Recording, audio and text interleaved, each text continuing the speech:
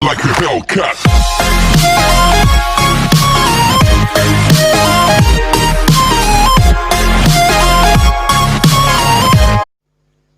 Assalamualaikum warahmatullahi wabarakatuh.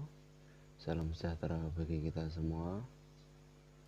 Jumpa lagi di mata pelajaran prakarya untuk kelas 7, yang mana pada pertemuan sebelumnya kita sudah membahas tentang pengertian serat alam serta jenis dan karakteristik bahan serat.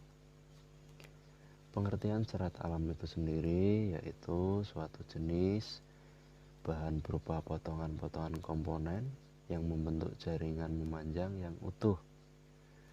Sedangkan untuk jenis dari bahan serat itu sendiri yaitu serat tumbuhan, serat hewan, kemudian serat mineral. Untuk materi kita selanjutnya yang akan kita bahas yaitu pengolahan bahan serat, kemudian proses produksi, dan juga produk serta proses kerajinan bahan serat. Silahkan disimak materi yang akan kita bahas pada kali ini. Silahkan dibuka buku paketnya pada halaman 13.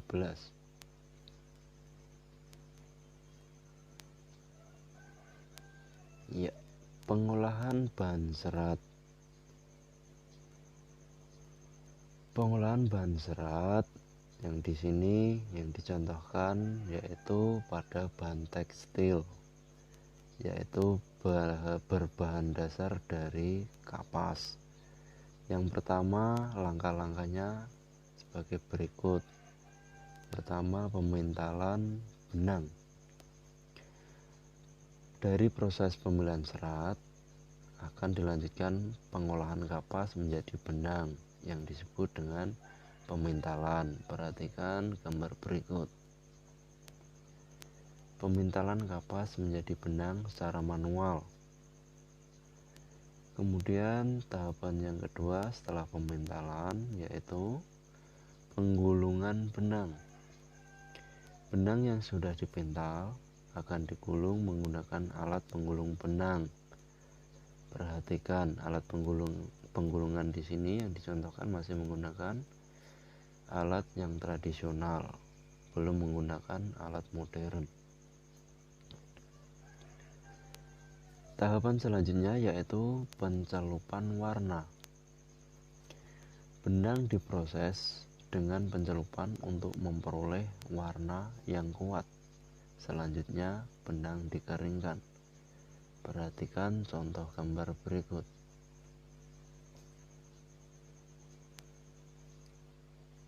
Tahapan selanjutnya yaitu penenunan benang menjadi kain.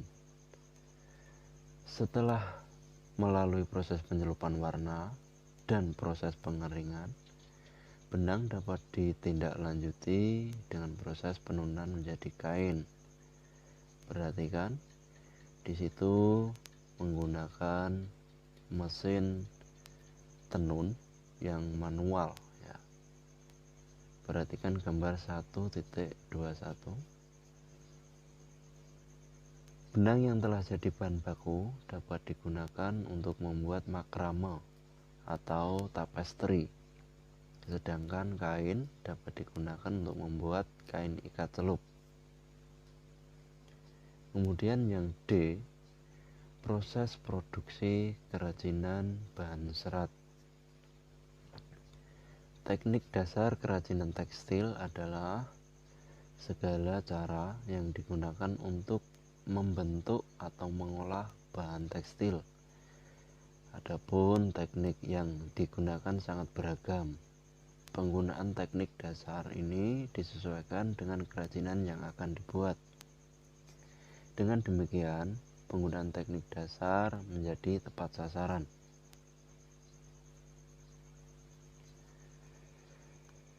Selanjutnya adapun teknik-teknik dasar dalam keterampilan kerajinan tekstil yang dapat digunakan untuk memproduksi kerajinan ikat celup, makrame, dan dan tapestry. A. Menenun. Teknik menenun dapat digunakan untuk pembuatan produk kerajinan tapestry atau hiasan dinding.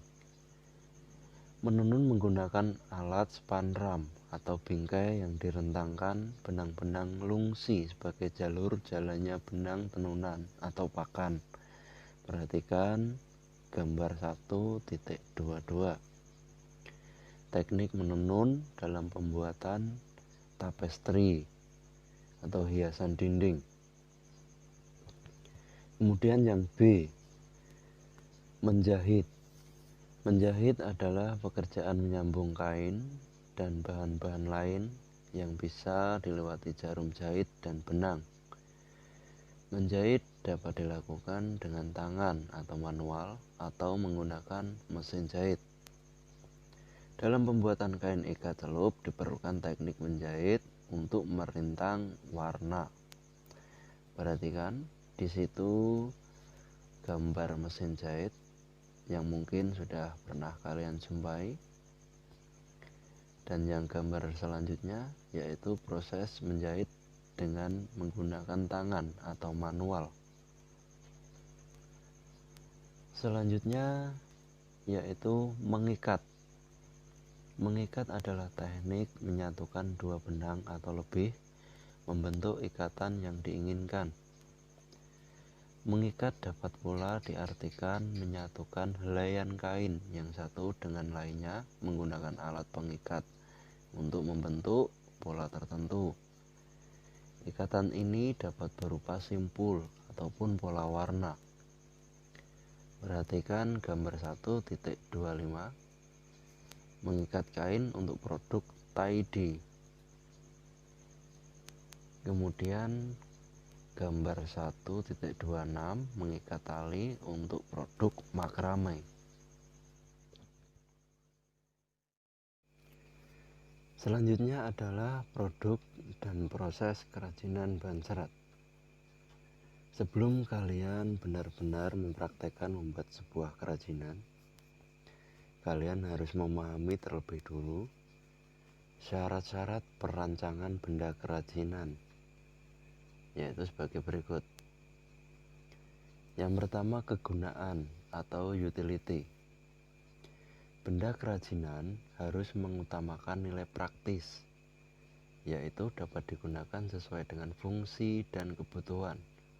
Contoh mangkuk untuk wadah sayur.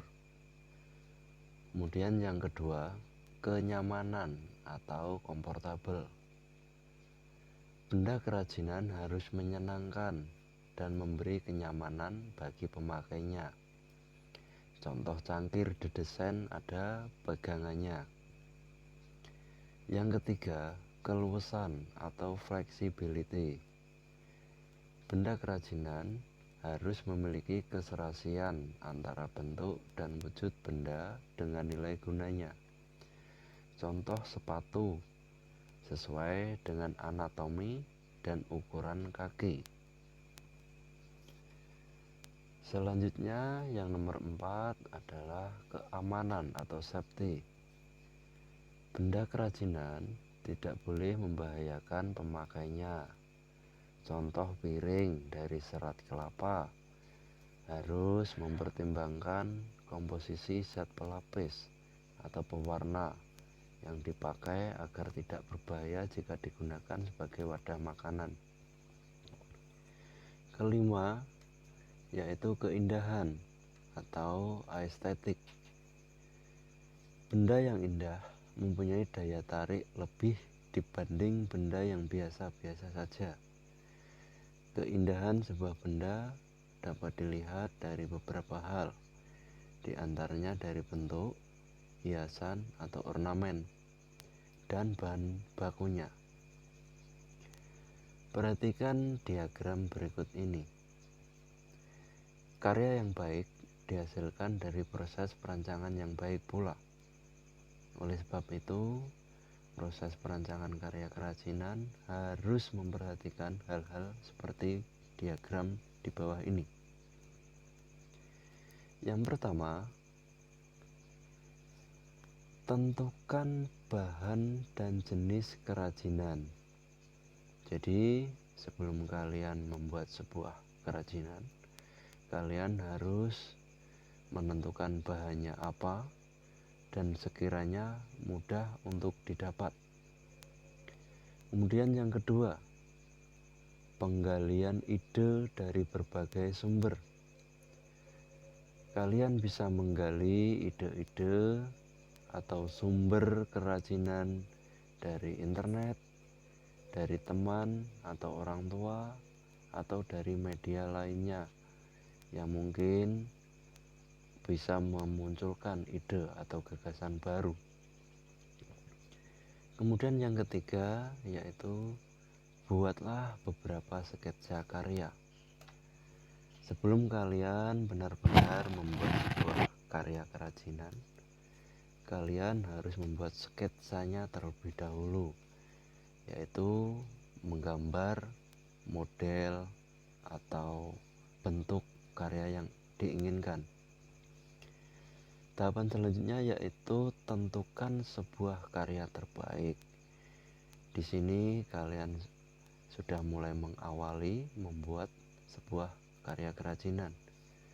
Yang kelima yaitu sudah mulai mengumpulkan bahan dan alat. Bahan-bahan dan peralatan yang akan digunakan kalian persiapkan terlebih dahulu sekiranya apa yang menjadi kebutuhan kalian. Tahapan selanjutnya yaitu pembuatan karya kerajinan. Di sini kalian sudah mulai action, sudah mulai membentuk, sudah mulai merangkai apa yang kalian ingin buat. Tahapan selanjutnya yaitu evaluasi karya. Sekiranya karya kalian itu memiliki kekurangan apa, memiliki kelebihan apa, kalian bisa mengevaluasi di sini. Setelah kalian evaluasi, maka ada tahapan selanjutnya yaitu revisi karya. Setelah revisi, kalian tahu kelemahan produk yang kalian ciptakan, sehingga kalian bisa mengulangi lagi dari diagram atau poin yang pertama. Demikian pertemuan kita kali ini.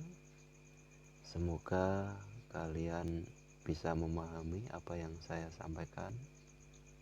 Jika ada suatu pertanyaan atau suatu kesulitan tentang materi yang saya sampaikan, silahkan kalian bertanya, bisa melalui grup WA kelas, maksud saya grup WA Mapel Prakarya, atau bisa chat langsung di Google Classroom-nya.